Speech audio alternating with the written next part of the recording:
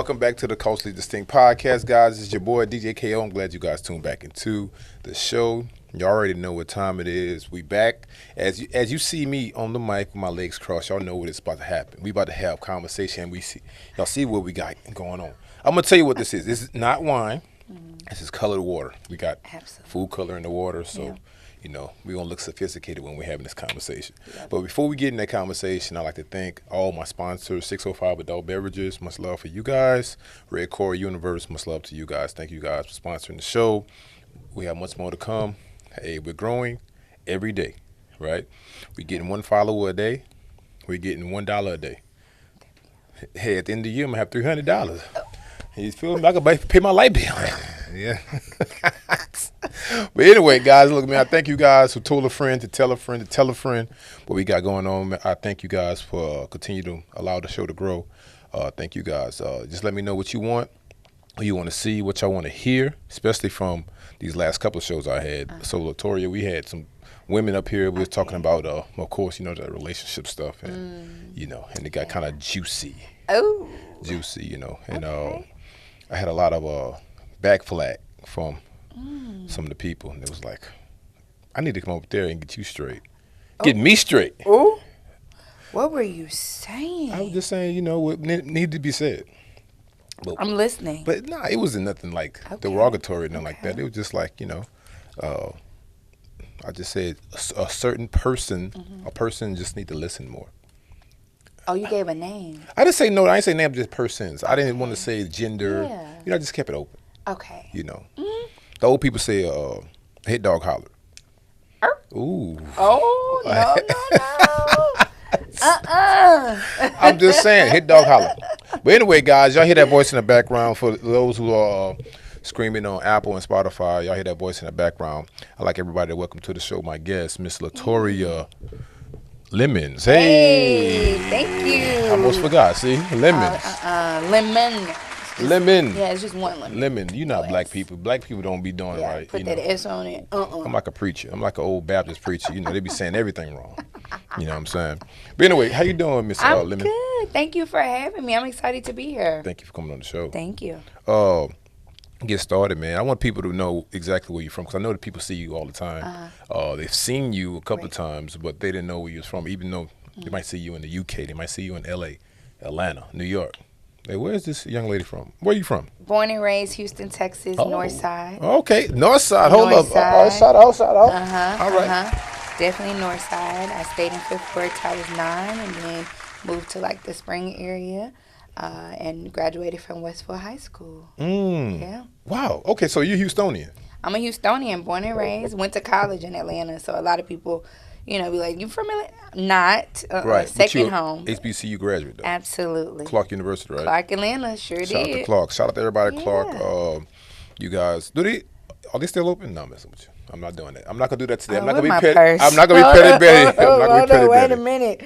Are we still open? We thriving. Yeah, I like Clark That's though. it, yeah. Clark is good. Let me ask you about that experience in Clark. Because Atlanta, because you're fairly young, right? So that experience in Atlanta, and now you're from Houston, but that experience in Atlanta, how did that kind of, as a young, 18 years when you went to college, Right? How did that look? You know what? So I went to Atlanta in 2007. Okay. And I was in Atlanta when I feel like the culture of Atlanta was just really thriving in a different way. So your music scene was also influencing your fashion scene, your movies and all that. And so while I was at Clark Atlanta, I had the opportunity to be a part of some of that and just even to witness it. And it was beautiful. I mean, it's still the Mecca. Yeah, absolutely. It's still the Mecca. It is. Okay, I would like to think that Houston's runner up right now. Right. We are making some strides and doing some good things too. But Atlanta has really made a name for itself in entertainment, especially in the South. And so during that time, it was just beautiful to kind of see some people's careers jump off and thrive and go in different directions. And so honestly, I always say one of the best decisions I ever made was moving to Atlanta to go to Clark Atlanta. So what made you come back? You know what? So I was working in PR in Atlanta. I started working in PR when I was 19. And so when I graduated, I started Lemon Limelight like 2 months after I graduated. I started Okay. Lemon Limelight Media. And I'm always transparent and tell people I didn't know what I was doing. I knew how to be a publicist. I did not know how to run a business. And so that's two different ball games. And Yeah. so it got to a point where I was having clients and I was working on different projects, but it wasn't seeming lucrative. Okay. So, You was breaking even. yeah, I was breaking even, and I was like, I can't really figure this out. And then, there were some people back home, like some family members and stuff, and I was like, I kind of need to be there for my family. So I moved back to Houston in, I think, 2013, and somehow, some way, I kind of found my way of being able to still work in both markets while here. Okay. And that has honestly been one of the best decisions. Yeah, and like you said, I do agree with that. Atlanta is the mecca of entertainment. Houston, we have our own kind of mecca, but it's like a centralized mecca. They call them neighborhood superstars, but then grew. Especially when social media got bigger, the local guys got bigger. If I start naming some names, you guys would know. And I think right now the best move right now is to be in Houston. Hey. Because a lot of people are moving to Houston. A lot of people are moving to Houston. I think our cost of living is definitely much better than most. Yeah. I also think that we're a city that's growing, and so to be a part of a growing city, that's an opportunity within itself. I mean, you have oil, you have gas, you have engineering, you have entertainment things. So, Absolutely. And then you also have just a lot of beautiful Black success, from small businesses to, if you look at the hospitality scene, we have a lot of restaurant owners that own nice restaurants. Nice restaurants. Yeah. I mean, you look at the Warwick, Steve Rogers and Rob Wright, been friends and business partners for years. And, Chef Bowie. There's so many literally young and thriving business owners here. And it's an opportunity. If you play your cards right, you should win. Yeah, you could come here. And I'm not how the youngsters say it. I'm not capping. Okay, don't cap. Don't cap now. Wait a minute. I'm not capping. But what it is, if you play your cards right, you could come down here and start a business. Yeah. You could get married. Yeah. Right. You could become famous overnight. Listen, I think 2 out of the 3 you're right. Okay, you get a business, and that getting married part. I don't know too many people moving down here and getting married.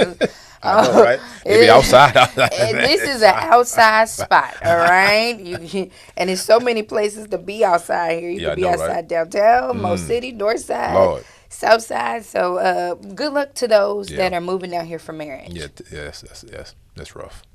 But anyway, we're not gonna talk about that. You got in trouble your last episode. Don't get in trouble this one. We're not gonna talk about that. So all right, so the transition from Clark, Carolina back to Houston. Right. You say you started Limelight Media. So what made you even get into that field? Because I know most college students, when they go into, it's very rare that a college student say, well, you know what? I'm gonna start a business. I'm gonna do this. This is what I want to do for the rest of my life. Especially you're in Atlanta at this time. Right. This is what 2000s, right?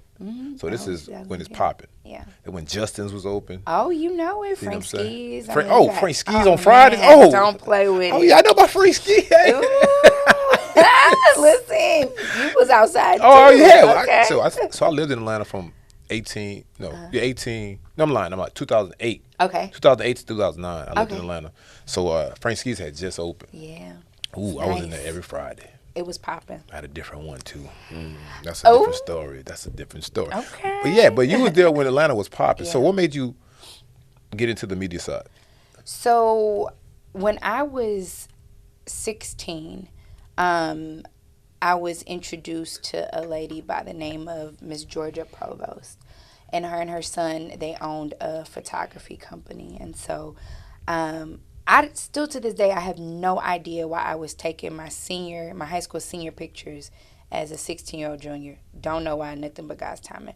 But I was taking my senior pictures, and she said, well, what do you want to do when you when you graduate high school? And I said, well, I want to be on the radio. I was like, I do the school announcements. Like I'm energetic, all these things. And so she was like, oh, my son has a radio show. And so I was like, huh, okay.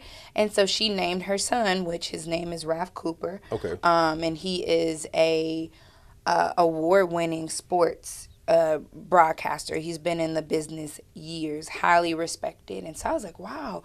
She said, let me give him a call. So she walked outside. She said, hey, he wants you to meet him at the station tomorrow. And the station was KCOH Radio. Oh, wow. So I was like, huh, okay. So this is a syndicated show. Yeah, absolutely. Yeah. So my dad, my dad said, okay, well, we're gonna go tomorrow. And so I went up there, and immediately he put me right to work. And Mr. Cooper is a very mellow guy. Normally stands up and does his entire radio show. I've never seen him sit down. Oh yeah. And so he tells me, he said, come in here. And I said, yes, sir. And he said, I want you to write me a story about, I don't even remember what the story is about, but so I said, okay. So I'm writing, and this was before we had the luxury of Googling everything and all the Instagram stuff. And so I'm writing a story, I'm doing my research. And so this is day one of me going to the station. I tap on the window. I say, I have your story ready, Mr. Cooper. He said, come in here. So I'm like, okay. Get on the radio. He made me put on the headphones. He put me right on the mic. He said, you're live right now. And so I didn't have the opportunity to freeze. I read my report, and then he says, we're going to go ahead and open up the lines, and I want everybody to give her some advice. And I'm 16 years old, and I mean... Oh, wow, really? Okay. Yeah, so that was day one. I ended up staying with Mr. Cooper on air. I became like his unofficial producer, co-host at the age of 16, 17, and then 18. And so he taught me so much. So long story short, when I left Houston, my dreams were to be a nationally syndicated radio personality. So I wanted to sit next to Tom Joyner every day and report and all this good stuff. But when I was a freshman, I was in the radio program at Clark Atlanta, and I just so happened to meet this lady who was lost on campus. And she said, can you show me where the communications building is? I was like, yeah. I could have easily just said, hey, go down there and make it right. But I walked her down there. And so when I got down there, I said, well, what are you trying to do? She was like, well, I'm a publicist, and we have a client, allhiphop.com. We're looking for on-campus ambassadors. I said, okay. Well, here we go. So I said, well, I would love to apply. And she said, okay, here's the information. Longest story short, I didn't get the internship, but I did, or the ambassadorship, but I got a call from her boss later that night, and she said, I looked at your portfolio. Highly impressive. And she was like, I know you didn't get the position, but I think we have something that you would like. Right. She said, meet me in my office. Met her at her office, and I'm looking over some paperwork she gives me, and I didn't know what PR stood for at the time. I'm like 18, 19. Puerto Rico. I'm like, wow, we're going to Puerto Rico. I don't need a passport. Wow. Spring break. Right. So the opportunity she presented me with was with one of her other clients, which was Essence Magazine. And she was like, I want you on this project the next 6 months. Here's the paperwork. You'll get started tomorrow. And so then my college advisor, after months of working with Essence, she found out I was working with Essence. And she said, I went ahead and changed your major. You're no longer communications. Yeah, you're no longer in the radio program. You're going to be in the PR program. And I cried. I said, I came down here to be a radio personality like this. And she was like, she said, little girl, your paperwork is done. You'll start your classes Monday. And that's how I got into PR. Wow. Yeah, That's crazy. That's a God story. That's God sent, and that's God led. Yeah. Because starting off walking the young lady to the communications department, right, and they keeping your information because it was something. So that's why I always say on this show, the most valuable thing in life is not money. It's about time and relationships. You're right. So that what I call a relationship with that young lady that you walked to the communications department. So now, starting in the PR field. For the people that don't know, I'm sorry, we didn't even say your title. We get into the story.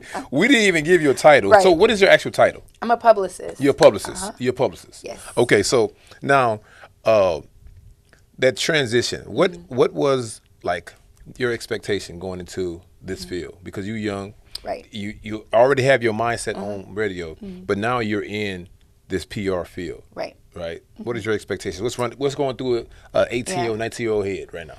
I didn't really have any expectations per se because I knew that I was the student, right? I'm the student that's learning. I didn't know what I was doing. But as I progressed in doing PR, it reminded me that there were things along the way that I had been doing that was already PR. So, like, for instance, I was senior class president, and I planned all of our events and made sure, the campus knew what was going on. I planned all of our fashion shows and prom and all these things. And so it was almost like God was preparing me for the actual walk that I ended up walking in. So I didn't necessarily have expectations. I knew that I needed to, one, get a mentor and keep a mentor because I needed to be able to have somebody that could provide that guidance to me. Right. So I'm forever grateful for Stacey Lee and Septosa Foster. They've mentored me since I was 18, 19 years old. Oh, wow. Yeah, they still around? Yeah, I was just with my mentor Stacey yesterday in Atlanta. So, and that's an important thing because I was having this conversation with one of my guys a couple of weeks back. A lot of women that are successful now, they always say they had a mentor or a mentee. A lot of men don't have mentors because they don't know. Men don't communicate. We communicate, but we only communicate like when it entails money or something that's going to build us versus pouring into somebody else. Right. So that's important, man. I want to do something where I could get more black men to mentor young black boys. That's has an inspiring career, or they see something in a young guy, be like, you know what, you're not going to do that. You're not going to be in communications no more. You're going to be a journalist, or you're going to be a publicist, or something. It's needed. Yeah, absolutely. It's needed. It's like a well, you never use a lawnmower. That's a bad example. You never know. I might have. Right. You're right. Are you right? Oh, I forgot. We in 2024. I forgot. I forgot. Just say it. But a propeller, like they have a propeller. Basically, a propeller, it steers the lawnmower. Right. You guide it, but the propeller steers it. So the mentor is like the propeller. Yeah. Right. So yeah, man, that's awesome. So let's fast forward. Now, you get your first client. Right. What's the process of getting your first client? Oof. So I got my first client August 2011. Okay. My first personal client. Now, when I worked at the agency that gave me my start, I was on accounts with the OWN Network, TNT, Will Smith, the Jada Pinkett Smith, all types of amazing projects, right? But when I branched off and did my own, my first client, I actually thought she was coming to me to work with me through the other entities that I had worked with. And she was like, no, I don't think you get it. Like, I want to work with you. Yeah. Like, that's it. And at that time, I don't think I had the confidence to let those that I had worked with in the various agencies know, like, hey, I'm going to branch off and do my own thing. Because I felt like that would be kind of frowned upon, right? Right. So because of that, I didn't ask the questions that I need. Like, one, how much should I charge?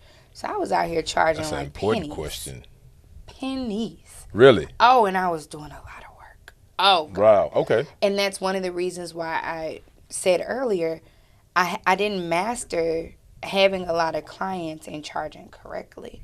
And I also think it was very taboo, and it's still kind of taboo to talk to others about salary and Absolutely. money and things of that nature. So it was just kind of like, I don't really know who to lean on. And, people knew that my work was great, but I also felt like they probably had shopped around too and was like, well, shoot, so such and such charging this. And baby girl over here fresh out of college only charging and she getting it? $8. Right. So, and I'm just kidding. I ain't never charged nobody $8. But, but it was one of those things that I had to learn along the way. And I remember being on a conference call, and one of the publicists, it was a project where it was like 3 publicists, and one of the publicists asked the client, well, what's your budget? And when the client said their budget, you was like, what? I said, wait, that's what folks pay? Right. And they said, well, okay, well, let us know how to move forward. And it was in that moment where it was like, ding, like, first question you should ask is, what is your budget? What's your budget? Because that could easily, you could be charging something to someone and lowballing yourself because your budget is a little bit different. Yeah. So that taught me a lot. Yeah, absolutely. That's a business. That's a business conversation. That's another reason why mentors are important. Yes. And business savvy, because a lot of us are learning the business side of things, especially independent businesses, independent contractors, and we don't know that side, or we don't know the lingo. Right. Like I DJ on the side, right? So when I first started DJing, I was like, well, just give me whatever. Yeah. Until we started doing corporate events, and it's like, well, what do you charge? I'm like, what's your budget? Exactly. Well, we only have $1,000 in it. Okay, well, I only charge $950. That's it. That's it, and I can only give 3 hours. Right. So you work on your negotiation, and that's trial and error too at the same time. So let me fast forward now. So you got your first client, all right. So and I heard you speaking about the when you was working with the company, how you had these different talents and these different people that we know, these public figures.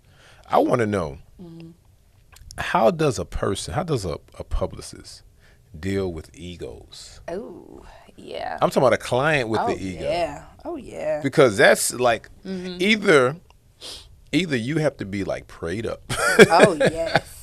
Or you have to go to extensive therapy to be like straight face and keep it together. Because as you know, these public people, some of them have egos. Yeah.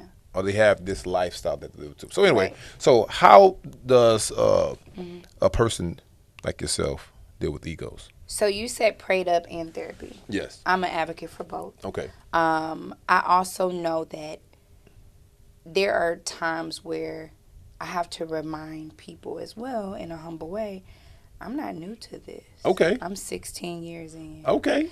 And talk that talk. Oh, yeah, listen. And so that means the respect should be there regardless. Have I dealt with some disrespectful ones? Yeah. Are they still with me? No. I have the ability to fire as well. Absolutely. And so when I get to a point where I have to fire a client, that means I have tried everything that I can. And unfortunately, egos are very, very high in entertainment, because you also have to think about, one, these are humans, right? Yeah. But a lot of what they may rap about or sing about or whatever may not always be what they live in that present moment. Maybe they know somebody that live in that. And so a lot of people have to keep up a certain image. Now, I will say I've been blessed to work with a lot of my clients for years.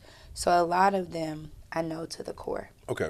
And a lot of them would tell you as well, oh, she get us together. Like, they'll do it in like but that comes from a place of love. Okay. Because regardless of whatever my title is or your title is, I don't want to see you fail. That's right. That's right. I want to see you win. That's right. And if I'm on your team, we're a team. It's not like I'm paying you, so no, we're a team. Because guess what? You came to me because you needed services, right? And so I want to be able to provide my best for you and provide a certain level of excellence. And I can't do that if your egos and your spirits and all of these other things, I don't know who I'm representing. Am I representing you or your ego? Right. And so there's been times where I've, had to pull a client to the side and say, hey, we're not doing that. And later they thank me, like, I appreciate that, because nobody ever... Yeah. And that's a lot of times that's the problem as well. If you hanging with an entourage of 15 people and don't nobody ever tell you the truth. Oh, yeah. And I've also been the person on the team where, I've worked with managers before that are not always on their A game, right? And I worked with some fantastic managers, but I worked with some that weren't always on their A game. So when you come in and I just operate in structure and organization, now all of a sudden they hate you. It's like, oh, wow, where'd she come from? Why she? And the talent is over here like, nah, like, I kind of like what's going on. Like, we actually making more moves and more money because we got some structure. And my job is never to expose what you aren't doing. My job is to figure out how we can keep moving ahead in a way that has consistency. Right. Because I don't want anybody's brand or image to be inconsistent. But I also want you to be, I want you to be right. And there's some people that I've had to say, hey, you don't need a publicist. You need a therapist. That's real talk, though. Oh, and that's real.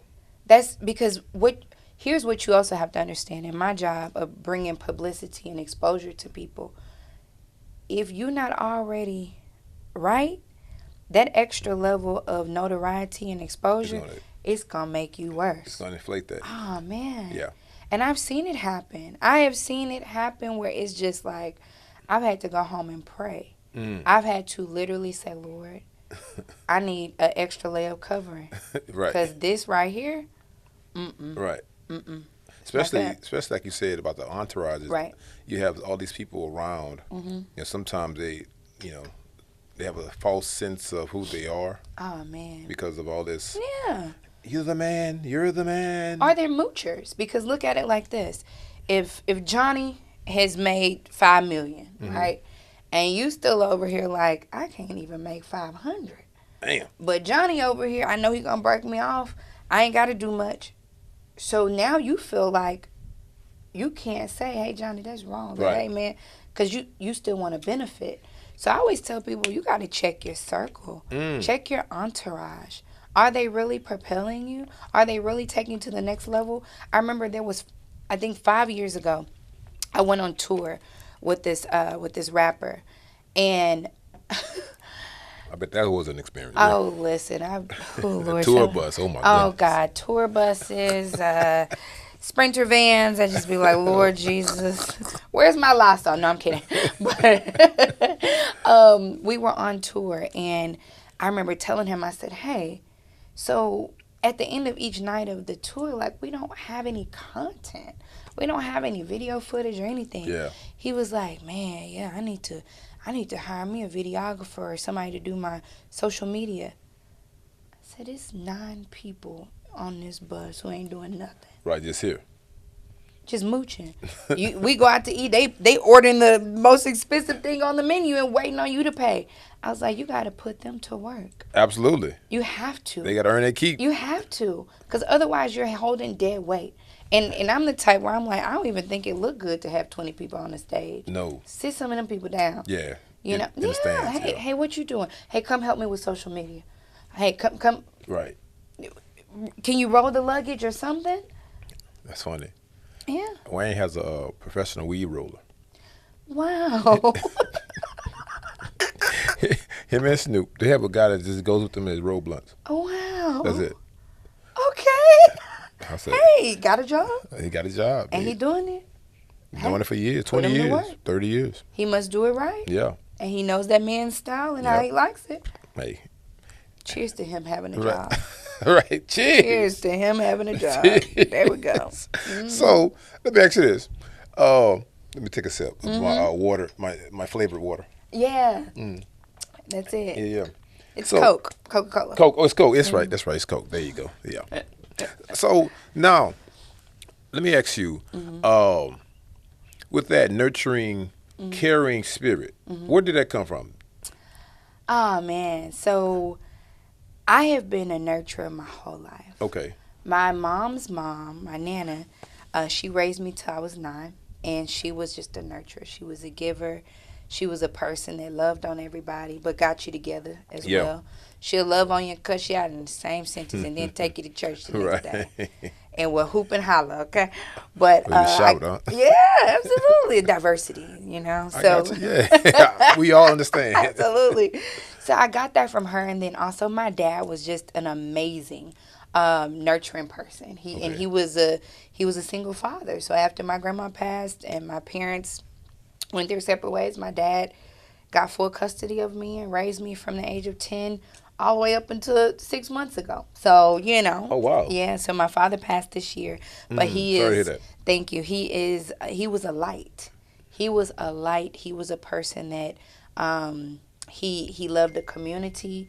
He was a philanthropist. He was a teacher. He was a mentor. He was a preacher. He was all the above.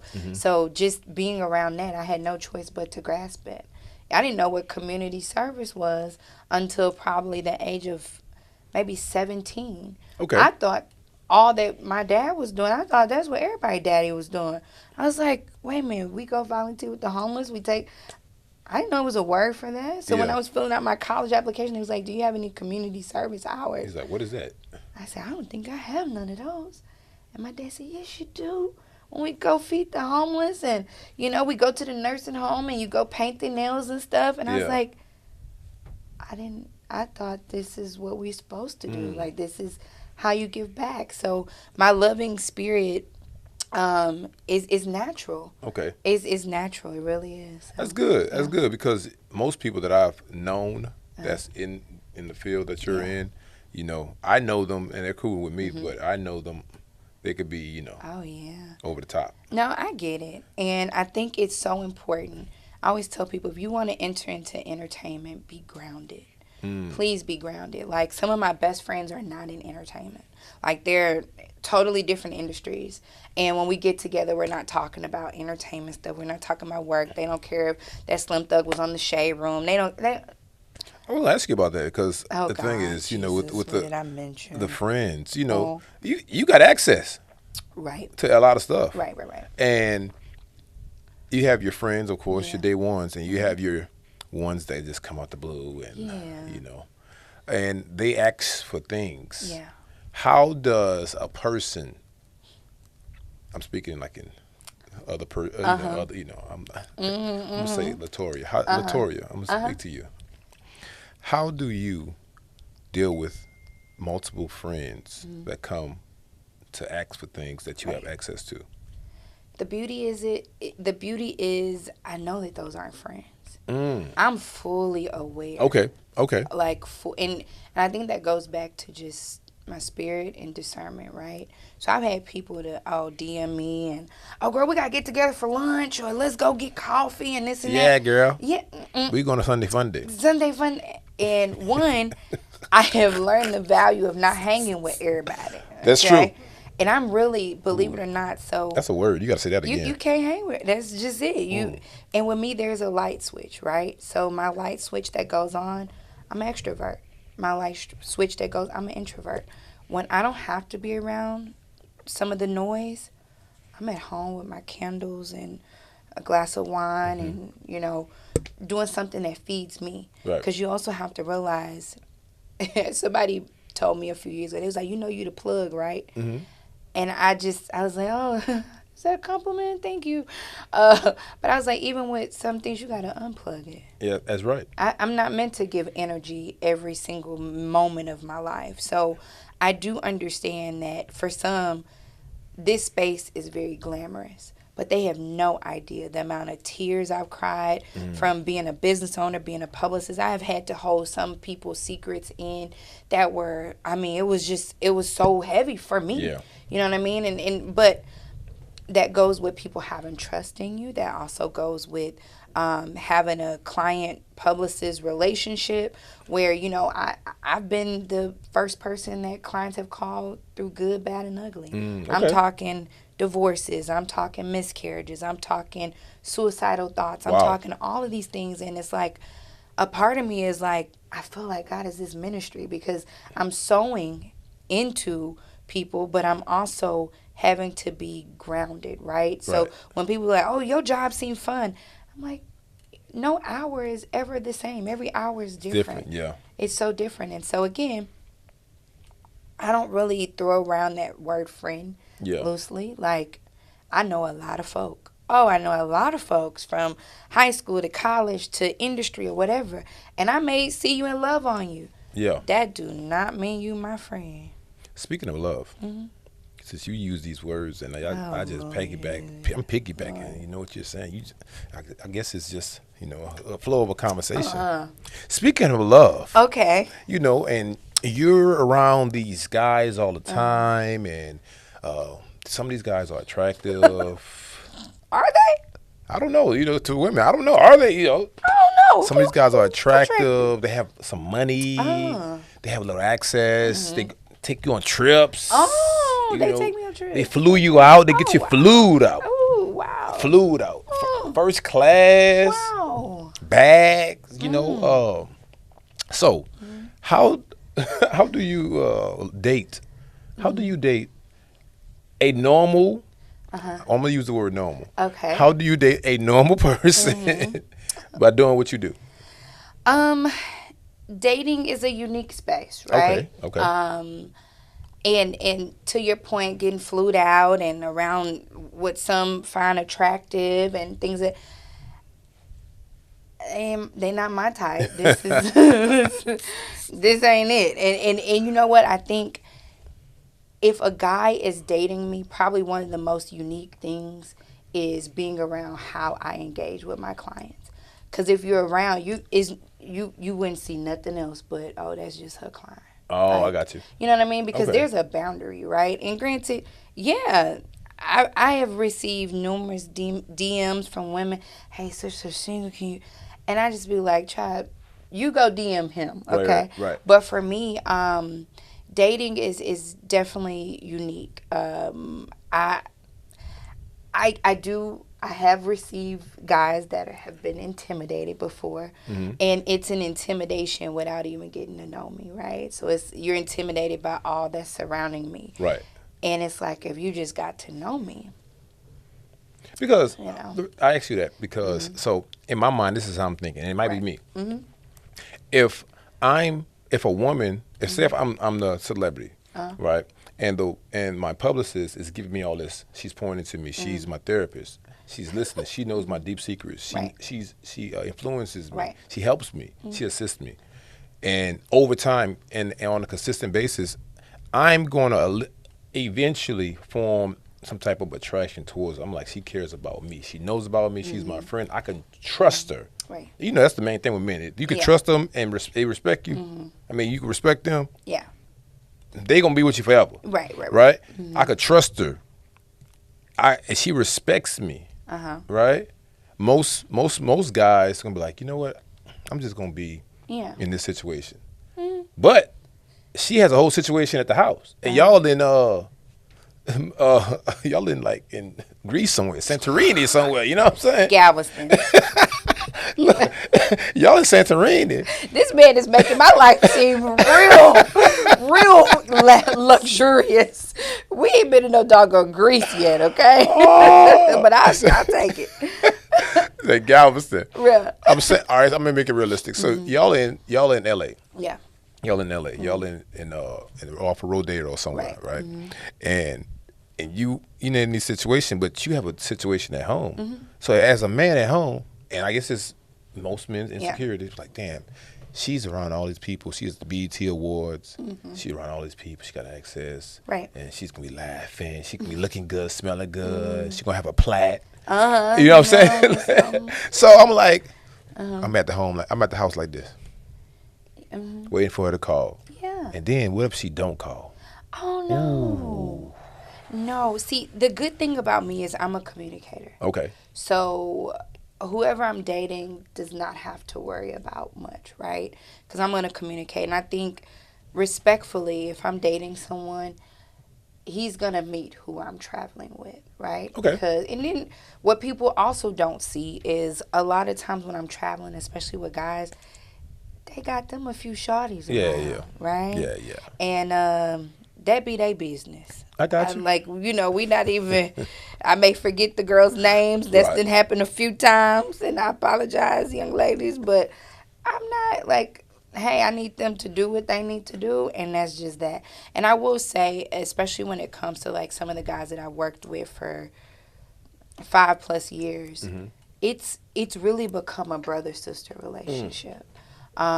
There's been some times where they've set me down, and kid you not, I'm thinking we just about to, have a decent, and they're like, we want you to start dating and have kids. Like, you deserve that, and so. That's real. Yeah, so That's I mean, real. we've had some mature conversations. We've had some heart-to-hearts. We've stood in the gap with each other. So it's not just one-sided, right?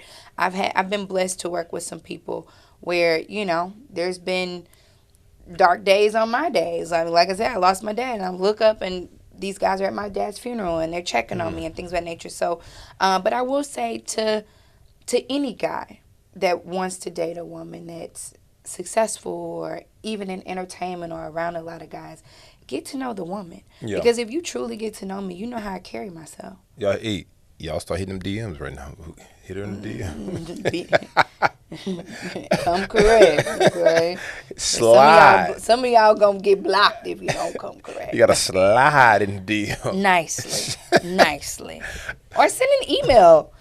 Email. Nobody does that anymore. That's only business. It's like No, I think that would be so cute. email while you trying to date somebody? I think it would be. Because the DMs have become so superficial where it's just like, oh God, here we go.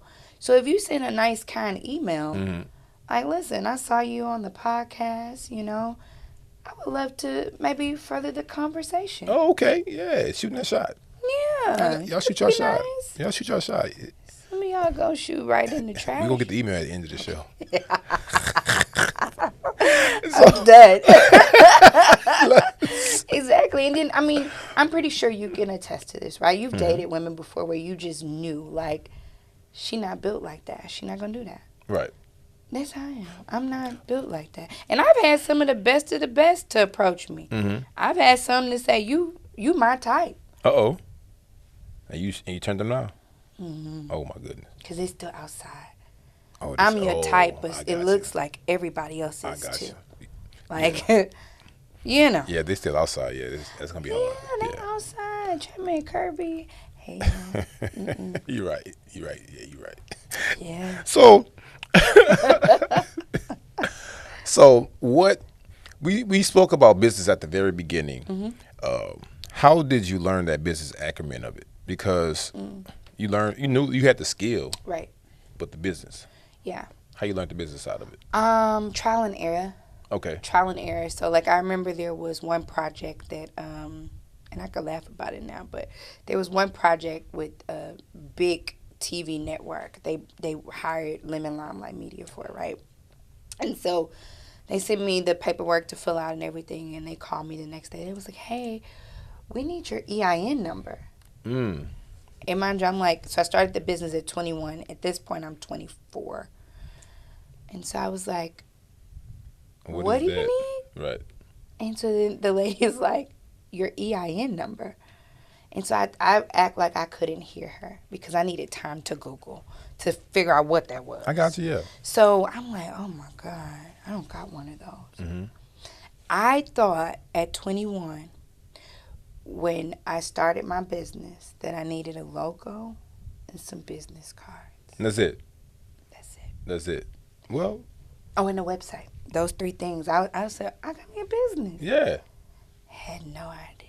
So then I got with an accountant, Al Pruitt. I got with him, I think I was like 26. And he looked at my stuff and he said, whew, we got to get you together. And I said, all right. So he said, okay, we're going to need this. I know you got a DBA, but we got to make your LLC. We got to do all these things that structure. I didn't know, right? Yeah. And so even now when I speak to people, I always say, understand business. Yeah. Even these artists that I work with, you need you an EIN number too. Don't let your manager just do all the stuff. Because there's some shady managers out here. And that's not just, it's shady managers at McDonald's and Whataburger. You know what I mean? So it's shady managers all across the board. So definitely know and understand business. Get your structure together. In business, you don't ever want to play with the IRS. And I'm so blessed IRS ain't even came nowhere near me, right? But if the IRS would have, when I didn't have, if a client would have said, hey, we unhappy with what you're doing, we're going to have to sue you and get our money back, all my little personal assets would have been gone. Yeah. Yeah, so I had to learn that. And then feeling comfortable enough to ask my mentor, hey, how did you do this? And her saying, why you ain't asked me this before? And I'm like, well, I thought that was intrusive, you know, asking somebody, how did you do this and do that? And she was like, no, you need to know that. Yeah. So that's important. Business is important. Yeah. Learning how to structure a business, especially if you have cash flow, some cash flow coming in, and just structuring it, just understanding just the simple concepts. Yeah. Like you said, LLC. Right. Taxes. Yeah. how much tax you need to take out if you're independent contractor, God, Jesus, stuff so like that. much. Because one thing about the IRS, Oh, Uncle Sam, he is a real person. he works my nerves. He's a real person, and he doesn't go away No. ever, No, he ever. doesn't. So, and they will do what they call garnish your wages. Oh, Lord Jesus You Christ. can't do nothing You about can't do it. nothing about it. You just got to deal with it. Yeah, I deal with it. So now, fast forward, Limelight Media. Mm-hmm. What do you want Limelight, your goal, Limelight Media? What do you want Limelight to be in the next, not 5 years? We gonna speak something in the next 6 months. In the next 6 months. So, Lemon Limelight Media, we just turned 13 in August. In the next 6 months, I want more international projects. Okay. I want to work with more TV networks. And then I also want to expand to 2 other cities. So right now we're in Houston and Atlanta. Okay. So yeah, we're working on our next city right now. I got you. You should go to New Orleans. I'm just saying. Hint, hint. To do what? Well, New Orleans is all right. So, as you know, New Orleans Festivals. is a festivals. We have Super Bowl coming there, Oh, I'm going. right? So We're ready. right? So Yeah. Super Bowl, and they have multiple festivals Yeah. outside of Super Bowl, and the next year they're gonna have the NBA Finals there. You're right. So, and there's always something going on in New Orleans. No, I love New Orleans. Yeah. So my mentor's company is a staffing and production company, and I'm a director in her company, and we've done Essence for years. Yeah. I love New Orleans. Yeah. But I think when it comes to entertainment and hospitality, which are the 2 things that my company focus on, I think you guys are a growing market, right? And I'm not just that familiar with the market to say, let's go do an office. Gotcha. There, right? So I want to be, and maybe I'll get a business partner or something that is there and we could thrive together. But the 2 other markets that we're opening in, we have a footprint already there. Yeah. Unless you want to go to New York and LA. Definitely not New York right now. Rigid. It's so rigid. No, Yes. the 2 places that we're going is Miami and LA. Miami. Okay. Yeah, Miami. Yeah. But yeah. Miami for hospitality. So Yeah. hospitality is something that we're in. So they boom out Yeah, I know. there. Ooh, Yeah. it's expensive. Lord Jesus. Yeah, hospitality. Yeah, you're right. I will say that. Yeah, Miami is one of those places that, and they have a lot of money. Yeah, Yeah, they do. they do. Yeah, they do have a lot of money. Those They people, I don't know what they do. They just have, It ain't my business, If but you having y'all this- pay y'all bills on time. if you having yachts and, I'm like, how you have a $30 million yacht? And that's just a yacht. It's long money out there. Yeah. It really is. It's like LA. It is. Yeah, but they- I think in Miami, like, it's such a melting pot for so many different cultures. A lot of the Caribbean people are there. It's just a lot. And plus, I'm a beach girl. I love a good beach. And Miami's the best beach in the U.S. Yeah. To me, It is. at least. Yeah, it is. What about, I wanted to ask you, because when I knew you was coming on the show, I wanted to ask you, when you was working George Floyd's funeral, how did you coordinate that? And then, my second question to that, how did you coordinate it? And then, people that wasn't on the list, that wanted to get, up front or, the TV Yeah.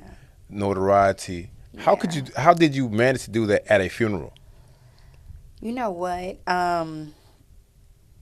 George Floyd funeral services will always be something that I'm forever grateful for the experience, but super proud of, because at that time I had a staff of 5 people. And we had 9 days to do 4 services. And we worked very closely with Bobby Swearengton and Fort Bend Memorial Planning Center, right? Phenomenal job. We all came together. We didn't sleep for 9 days. Like, the moment I got the call about doing the services, it was Sunday. It was a Sunday morning. I was at boot camp working out. And I got the call, and by the next morning, me and my team were flying to Minneapolis. And the rest is just like, give me a Red Bull, give me some coffee, and let's make it happen.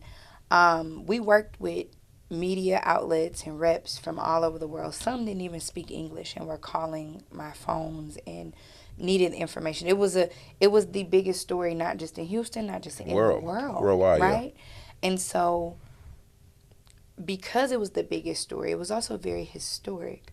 So everybody felt like they needed to be there. Yeah. Yeah. And I'll say this. I don't know if people necessarily know how sensitive and intimate a funeral is supposed to be, right? It's really for the family. Yes.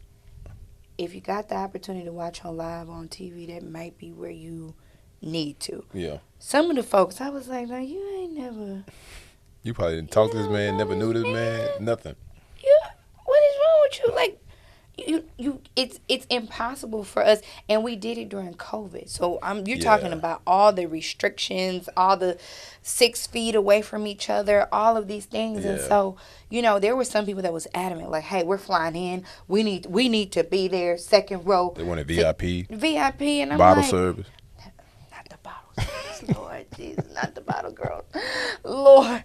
But they wanted the whole shebang, and so I'm forever proud of my team, commendable team. We remained professional as we always do. Yeah. And letting people know, hey, this is what it is. But we also sat and listened to people. Like, people were calling. I mean, we dealt with people that would call us at 2 a.m. and they're just crying. Like, I can't believe what I'm seeing. I just watched the video.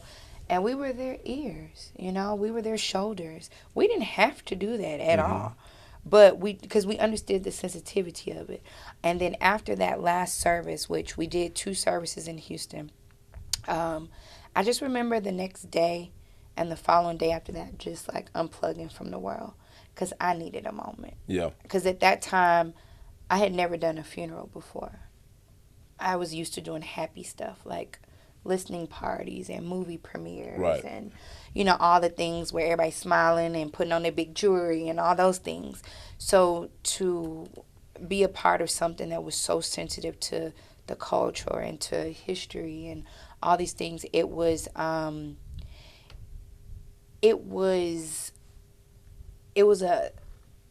out of body experience. Like, I even had to call my therapist. I said, I need you. And I told her how I felt and just more so the emotions, because I'm like, I was one of the first people to see his body before the services. I had to make sure everything looked good. I was wiping down his casket before everybody came.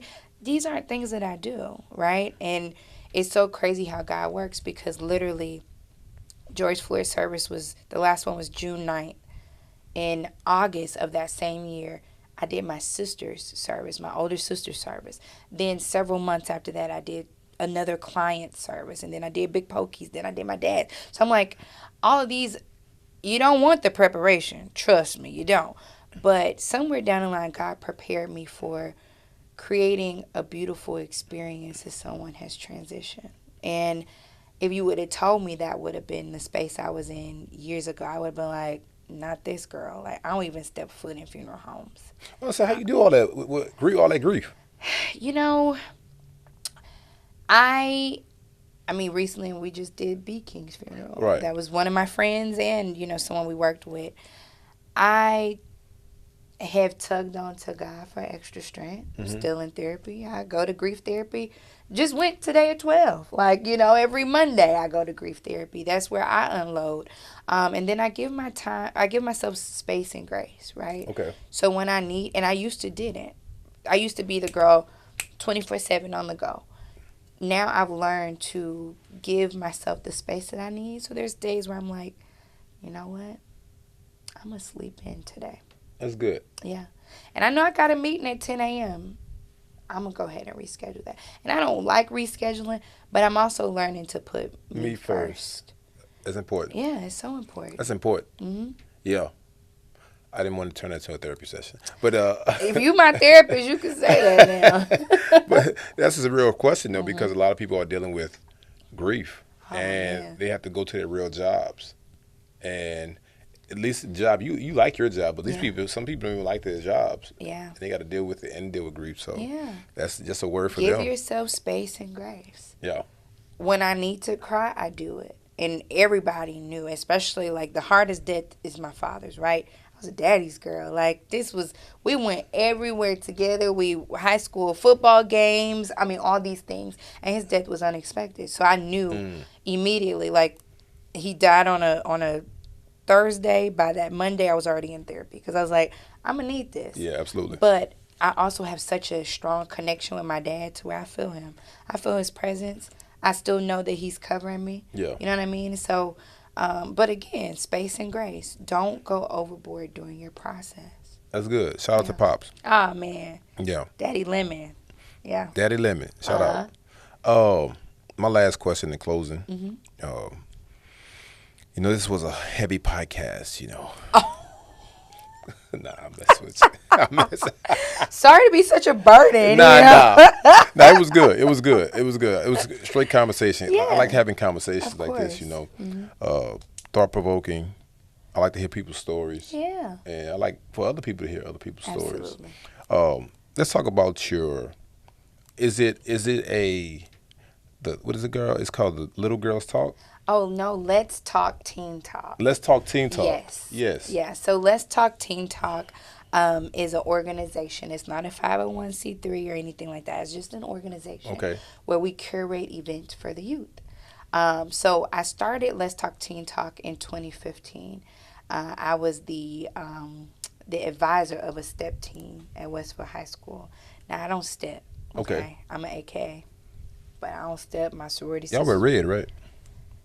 All right, where's my belongings? I even got on a little pink and gray for you today. I see you. Shout out to the AKAs. Please and thank you. Exactly.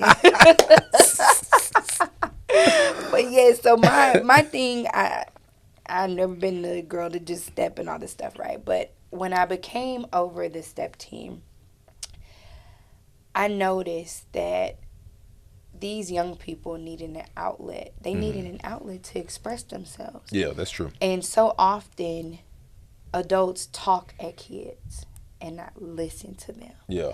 And so when I would listen to some of their conversations, I'd be like, y'all going through that at 15 years old? At 16, you going through that? At 16 and 17, you trying to figure out where you going to stay? Wow. You know what I mean? And that's so, real. Oh man, it was so many real things. So, through Let's Talk Teen Talk, I started doing panel discussions and workshops. I did several stage plays, which gave them an opportunity to express themselves through the arts. And we also do the Houston Step Fest, which is a step show where the kids can come in and compete against each other. And the winners, I send them on an HBCU college tour, all dope. Expense paid. Oh, that's dope. Yeah, so that's Let's Talk Teen Talk. That's dope. I like that. How can kids get involved?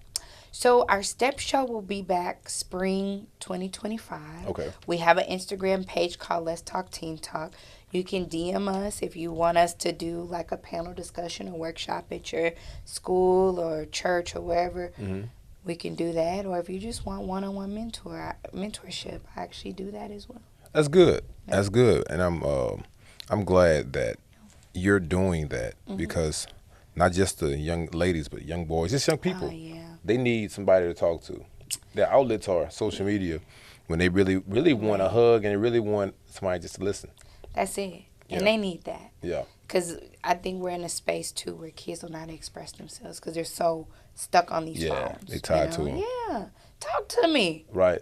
Tell me what's up. They have a lot of stuff going on. Ooh. I'd be like, how y'all know about that? Huh? And I was like, you that? Y'all like, what? Y'all 15? Yeah. They'd be like, yeah, this how you do this. You do it like that. And okay, you teaching me some things. No, seriously, mentor me. Like, Lord. Yeah, but guys, look, I'm glad you guys tuned in. When y'all hear the music, I know what time it is. Yeah. So we got to get out of here. So, Latorria, I'm glad you came up here out your busy schedule. You're going to see more of you not just in Houston, but in different places. So if you guys see her in the background fixing somebody's hair or combing something out or getting some lint off somebody's clothes or telling the media, we're not going to be doing this right now. You know who it is right here. So look, I want you to give the people I ain't gonna say that. Look, However you want the people to contact you. Okay. Give the people that, and Okay. we could go from there. Sounds good. Well, you can follow me on Instagram. It's Latorria, LATORRIA_L. My business page is Lemon, LEMON, Limelight Media. So if you didn't get it by now, Lemon is who I am. Limelight is what we bring to our clients. Hey, Wink, hey. You know, media is who we make happen, right? So those are the two means that you can follow me. If you go on Instagram, in my bio, you'll also see my email address and all that good stuff. That's good. Yeah. That's good. Okay, I got that. I like that. That was okay. I see how you did that. Yeah, you like, okay, you want my email address, go to the website. Go to the Instagram website. Okay, links in the bio. I get it. He a therapist. He trying to be a matchmaker. I see you. Yeah, I'm multifaceted over here. Wow. Jack of all trades. Okay. So, guys, I thank you guys for tuning in to the show. Once again, this is your boy, Mr. DJ KO. I can't tell you my government because the IRS might be looking for me, but it's all right, though. It's all right. So anyway, guys, thank you guys for tuning in. Again, thank you, my sponsors, Red Core Universe and 605 Adult Beverages. Thank you guys for sponsoring the show. If you guys want to be sponsors, you already know how to reach out to me at culturallydistinct@gmail.com, or just hit me in Instagram or any of these outlets. You know how to find me. Y'all might see me outside on Sundays also. Okay. In one of these places that they have in Houston. There's so many of them, you know. There's so many options. So run into me, give me a hug, dap me off, tell me how you feel. I'm open. Now, depending on how many I had that day and what time it was. The whole bottle of this infused drink. Oh, you know, I'll be asleep for 5 days if I had 5 days.